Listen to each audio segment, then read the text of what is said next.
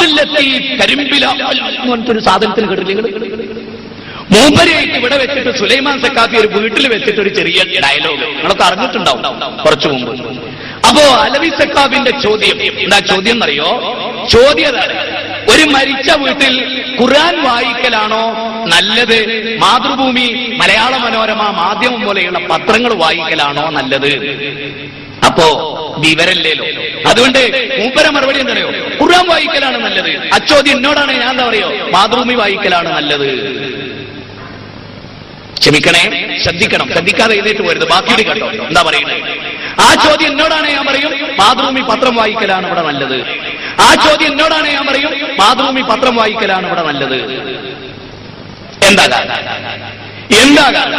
ഒരാള് നമ്മളോട് ചോദിക്കാണ്, കക്കൂസിൽ ഖുർആൻ ഓതലാണോ നല്ലത്, മാതൃഭൂമി പത്രം വായിക്കലാണോ നല്ലത് എന്ന് ചോദിച്ചാൽ കരിമ്പിലാക്കൽ ചിലപ്പം പറയായിരിക്കും. നമ്മൾ കരിമ്പിലാക്കലല്ലോ അല്ലേ, നമ്മൾ ഈമാൻ കിട്ടി മരിക്കണം എന്ന് വിചാരിക്കുന്നവരാണല്ലോ.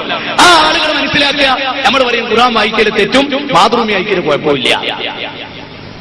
മരിച്ച വീട്ടിൽ ഖുർആൻ ഓതാൻ ഇസ്ലാം പഠിപ്പിച്ചിട്ടില്ല. ഖുർആനിന്റെ ആയത്ത് കീശയിലിട്ട് ബാത്റൂം പോകാൻ പാടില്ല. അവിടെ ഒരുത്തൻ ചോദിക്കാണ്, അവിടെ മാതൃഭൂമി വായിക്കാവോ ഖുർആൻ വായിക്കാവോ എന്ന് വെച്ചാൽ മാതൃഭൂമി വായിക്കാം, ഖുർആൻ വായിക്കൂടാന്നാ മറുപടി. അതാണ് ആദർശം, അതാണ് ആശയം. മരിച്ചെടുത്ത് ഓതാൻ പാടില്ല, നബി ഓതിയിട്ടില്ല. അപ്പോ മരിച്ച വീട്ടിൽ മാതൃഭൂമി ഓതിയാ കുഴപ്പമില്ല, ഖുർആൻ ഓതിയാ കുഴപ്പ. മരിച്ച വീട്ടിൽ മാതൃഭൂമി ഓതിയാ കുഴപ്പമില്ല, ഖുർആൻ ഓതിയാ കുഴപ്പ. മരിച്ച വീട്ടിൽ സമീപത്തെത്തുമ്പോഴും ഇദാ ഹദർതുമുൽ മരീദ അവിൽ മയ്യിത ഫഖൂലൂ ഖൈറാ ഫഇന്നൽ മലായികത യുഅമ്മിനൂന അലാ മാ തഖൂലൂൻ. നിങ്ങളൊരു രോഗിയുടെ സമീപത്തോ ഒരു മയ്യത്തിന്റെ സമീപത്തോ നിങ്ങൾ ഹാജരായി കഴിഞ്ഞാൽ നിങ്ങൾ നല്ലത് ചൊല്ലണേ, നല്ലത് പ്രാർത്ഥിക്കണേ.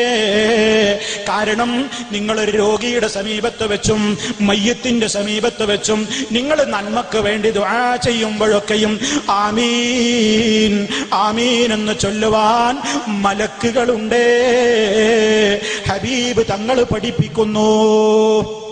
എത്ര പേർക്കതറിയാം? ഇത് വെറുതെ പോയിട്ട് കണ്ടുപോരാ അല്ല.